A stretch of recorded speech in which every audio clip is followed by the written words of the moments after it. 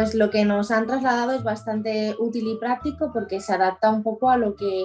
al consumo real, sí, a las necesidades de cada... a las necesidades de cada casa. Simplemente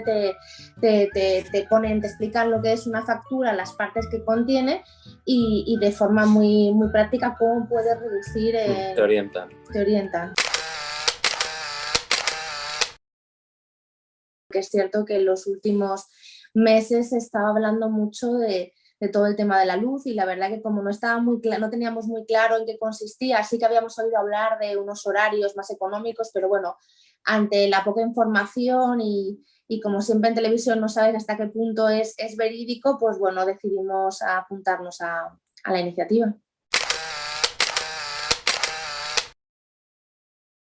Pues la verdad es que es una iniciativa muy interesante porque creo que hay muchos conceptos que la gente de a pie desconoce y creo que es importante saber, digamos, lo que es cuando se desgrana una factura, porque tú ves muchos conceptos pero no sabes exactamente qué es lo que es y qué es lo que pagas realmente. Tras el informe que nos han realizado, realmente tendríamos un ahorro en la factura porque hay varias formas de reducirla y en cada caso concreto te realizan un estudio personalizado y te dicen la forma de cómo reducirla y a nosotros nos ha salido cómo reducirla y la verdad es que es muy interesante cómo nos han ayudado a que podamos hacerlo. Yo lo recomendaría porque sinceramente pues eso, se te hace un análisis de lo que realmente consumes y claro, con las diferentes tarifas, o sea, te llevas la verdad que una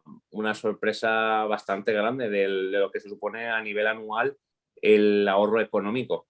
Y la verdad es que es una forma que tengamos unos servicios gratuitos, que siempre nos estamos quejando de que no hay servicios y luego para algunos que nos muestran, pues no utilizarlos es una pena. Al final es una cosa que te va a beneficiar porque aunque solamente sea por tener la información y saber realmente qué consiste el consumo de energético, aunque no quieras luego realizar ningún cambio, no vas a perder nada y puedes ganar.